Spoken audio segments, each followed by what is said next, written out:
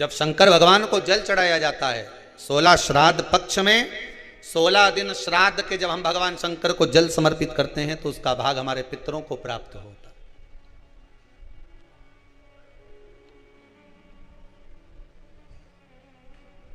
केवल 16 श्राद्ध के दिन ही ऐसे होते हैं जिसमें शंकर भगवान को जल में दूध मिलाकर चढ़ाने की जगह दूध भले 1 चम्मच चढ़ा रहे हो पर अलग से चढ़ाओ, कच्चा दूध अलग से चढ़ाओ, उसके बाद भले तुम जल चढ़ा दो, पर लोटे में जल में दूध मिलाकर 16 दिन श्राद्ध पक्ष में नहीं ले जाना।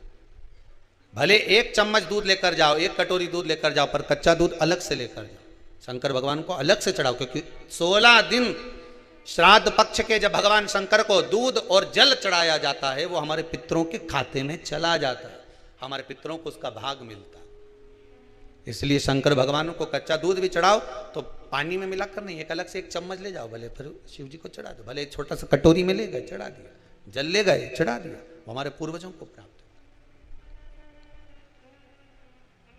वो हमारे पूर्वजों को प्राप्त होता है। जिस बालक बालिका का जॉब नहीं लग रहा हो, सर्विस नहीं लग रही हो, नौकरी नहीं लग रही हो, जगह जगह पहले करते थे जॉब अब छूट गई, 2 साल हो गए 3 साल हो गए सर्विस नहीं लग रही हो, बहुत प्रयास कर लिया हो, बहुत प्रयास, तो महाराज काली तिल्ली को पीस कर उसको जल के पात्र में डालकर अपने घर के मटका परिंडा पितरों का जो स्थान होता है, जलाशय होता है, उसके पास में एक पात्र में रख दीजिए।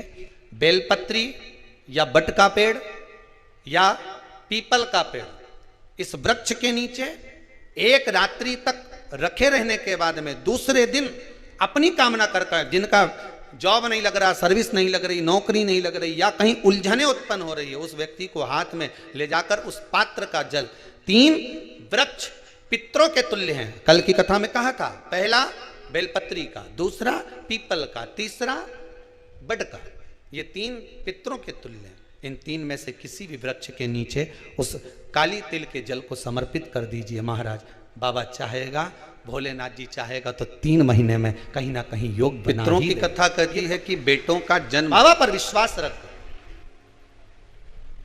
करुण पुराण कहती है कि बच्चों को जन्म क्यों दिया जाता है, उनको जन्म देने का कारण क्या है। जगतगुरु श्री शंकराचार्य जी ने भी यह प्रश्न रखा था अपने भक्तों के सामने।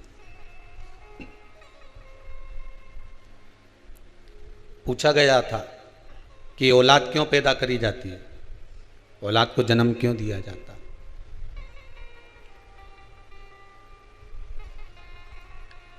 एक बार बड़ी सभा में जगतगुरु शंकराचार्य जी महाराज ये प्रश्न रख दिए कि औलाद क्यों पैदा करी जाती है, संतान का जन्म क्यों किया जाता है। सबने श्री जगतगुरु शंकराचार्य जी पूछ रहे हैं, एक एक व्यक्ति खड़ा होकर बता रहा है कि औलाद इसलिए जन्म दिया जाता है कि वो हमको संभालेगी, बुढ़ापे में हमको साथ कर चलेगी। दूसरे ने कहा संतान औलाद इसलिए पैदा करी जाती है कि वो हमारे स्वास्थ्य का ध्यान रखेगी। तीसरा व्यक्ति खड़ा होकर बोला कि बुढ़ापे में किसी का साथ तो चाहिए। चौथा बोला जब हमारे जीवन में सुख दुख आएगा तो कोई साथ देने वाला तो चाहिए। श्री जगतगुरु शंकराचार्य जी ने इन सब की बात सुनी, पर जगतगुरु शंकराचार्य जी ने फिर भी मन को संतोष नहीं हुआ उस उत्तर से। तब श्री जगतगुरु शंकराचार्य जी के एक शिष्य बैठे हुए थे, बड़े गुरुदेव के चरणों का नित्य स्मरण करने वाले थे, नित्य भक्ति में डूबने वाले थे।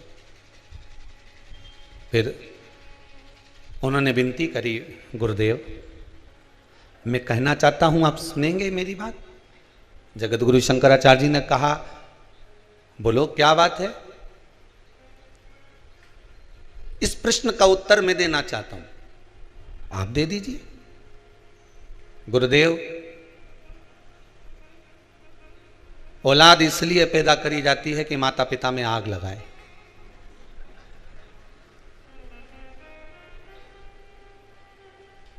गरुण पुराण का सही मायना यही है। इसके सिवाय औलाद किसी काम की आई है? तुम्हारे कमरे में तुम सोते रहोगे, सिर दर्द होता रहेगा, औलाद अपना कमरा छोड़कर नहीं आएंगे। औलाद के सिर में दर्द होगा तो माँ दौड़ कर चली जाएगी, बाप 50 बार पूछ लेगा बेटा चल मैं डॉक्टर को दिखाया हूँ, माँ कह देगी जरा चले जाओ, उसको स्वास्थ्य खराब है, उसका तबीयत खराब है, जाओ, बच्चा बीमार पड़ा हुआ है 4 दिन से, तुमसे पूछते नहीं बन रहा है।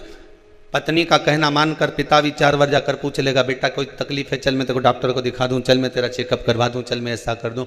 माँ 50 बार पूछ लेती है बेटा तुझे तकलीफ क्या है, तुझे दुख क्या है। पर बहुत कम बेटे, बहुत कम होंगे। ऐसा नहीं कहता हूं कि नहीं होंगे, होंगे पर बहुत कम।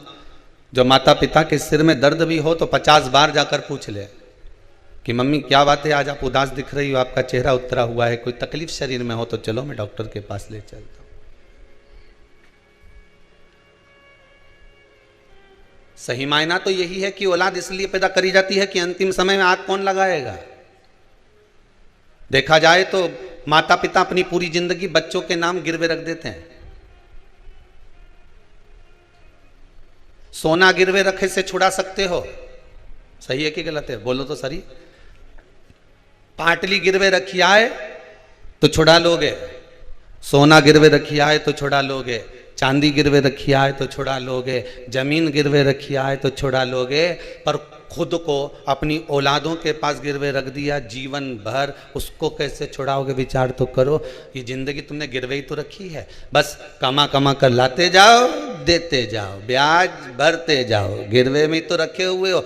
बस कमाया किसके लिए? औलादों के लिए। जोड़ा किसके लिए? संतानों के लिए। बेटी में साड़ी किसके लिए रखी थी जमा जमा के? बहू और बेटी के लिए। शादी करेंगे छोरी की तो उसको दे देंगे, बहू आएगी तो उसको दे देंगे, खुद ने अच्छी नहीं पहनी उनके लिए संजो संजो कर रखी। ये गिरवे ही तो रखे हो तुम अपने परिवार में, गिरवे ही तो पड़े हो तुम अपने कुटुंब में, बस कमा रहे हो, जोड़ रहे हो और छोड़ रहे हो। सोना गिरवे रखा तो उसको छुड़ा सकते हो, चांदी गिरवे रखी तो उसको छुड़ा सकते हो, पर तुम अपने परिवार से कैसे छूट पाओगे वो तो विचार कर लो तुम। आखिरी तक भी मरने के बाद अगर बुढ़िया मर जाती है और सोने की मुर्की कान में पड़ी रह जाती है, कहीं पाँव में चांदी की मोटी मोटी, पहले वो तगड़ी पहनते थे, क्या बोलते, पैड़ी पहनते थे पाँव में मोटी मोटी, तो सुनार को बुलाते थे, मरी हुई डुकरिया पड़ी रहती थी और सुनार आकर कहते थे, बहुवन छाती पे खड़ी रहती थी, काटो, काटिए। और अगर यहां नहीं काटते थे तो शमशान ले जाते थे सुनार को कि वहां कटवाते थे पाँव में पड़ी हुई चांदी की बेड़ियों को, कि अभी और ब्याज बाकी रह गया चुकाने के लिए, उसको निकाल।